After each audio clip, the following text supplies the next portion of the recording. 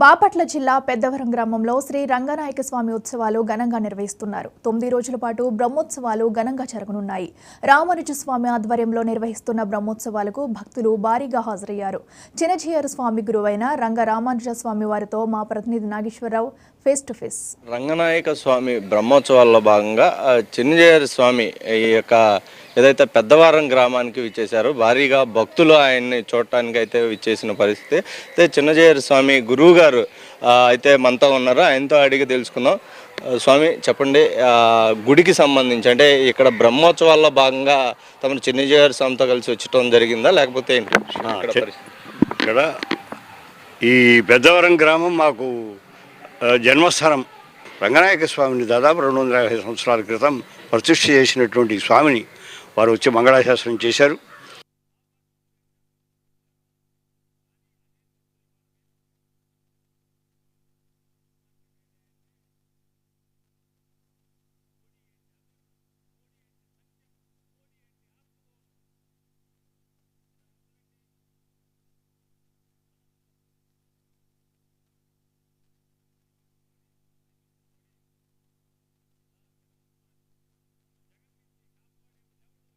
సహజమైనటువంటి ప్రకృతి సౌందర్యంలోంచి పోయి ఎక్కడో పట్టణాల్లో కృత్రిమమైనటువంటి వాతావరణంలో బతుకుతున్న వేణుగోపాల స్వామి ఆనాడు ఉండేటువంటి ట్రస్టీలు రామానుజాచార్య స్వామి వారు, వేదాల రామానుజాచార్య స్వామి వారు వారు ప్రారంభం చేసి లోపల ఉండేటువంటి ఆలయాన్ని నిర్మాణం ఆనాడు చేశారు. అయితే ఈనాటికి ఒక ఆలయం యొక్క స్వరూపం వచ్చేటట్టుగా, ఒక శిల్ప సంపద అందులో ఉండేటట్టుగా దానికి కావలసినటువంటి ప్రక్రియ అంతా సాగించాలి. ముఖ్యంగా గాలిగోపురం యొక్క నిర్మాణం జరగాలి.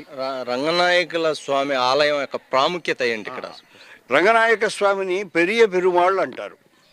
అంటే శ్రీమద్ రామాయణంలో కౌసల్యాదేవి నారాయణ అనామయం అని శ్రీమన్నారాయణుని అంటే రంగనాయక స్వామిని ఆవిడ ఆరాధన చేస్తూ ఉండేది. దశరథాసులు ఆరాధన చేశారు. ఆ చేసిన క్రమంలో శ్రీరామచంద్రుడు కూడా ఆ రంగనాయక స్వామిని ఆరాధన చేశారు.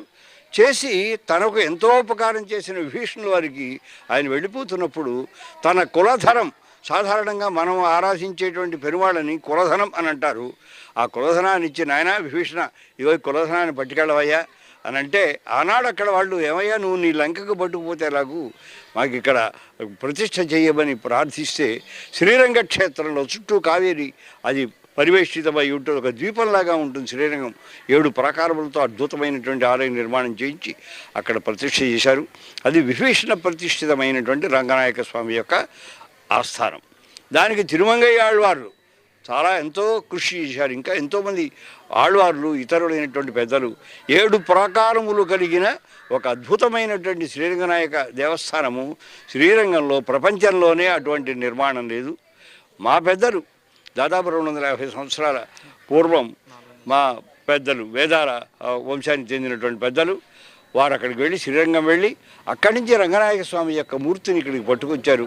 దాదాపు 45 రోజులు వాళ్ళు కాలినడకన వెళ్ళి వచ్చి ప్రతిష్ఠ చేసి దానికి చక్కటి వైభవం కలిగించడం కోసం ఈ విధంగా ప్రతిష్ఠ చేస్తే దానికి ఇప్పుడు ఉండేటువంటి ట్రస్టీలు వాళ్ళంతా కూడాను పునరుద్ధరణం చేయాలి అనేటువంటి ఉద్యమంలో ఉన్నారు.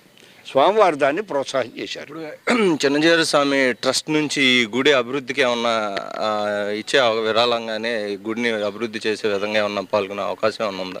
మా ఇంట్లో పెళ్ళైనప్పుడు మా అమ్మాయికి నేను పెళ్లి చేయాలంటే ముందు తండ్రిగా నేను చేయాలి. నేను చేసిన తర్వాత నాకు చేత కాకపోతే ఎవరినన్నా అయ్యా మీరు కూడా సహకారం చేయండి అనాలి. ఇది ఇక్కడ వేదాల వారి గృహం, వేదాల వారి ఇలవేలుపు. అందువల్ల వేదాల వారికి, ఈ ఊరికి క్షేమం అన్నప్పుడు ఈ ఊళ్ళో ఉన్నటువంటి వాళ్ళు బోతుబరి రైతులు ఎంతోమంది ఉన్నారు. వాళ్ళందరూ నడుము కట్టినట్టయితే బయట నుంచి ₹1 రావాల్సిన అవసరం లేదు. అద్భుతమైనటువంటి నిర్మాణం చేయవచ్చు. ఇది పరిస్థితి.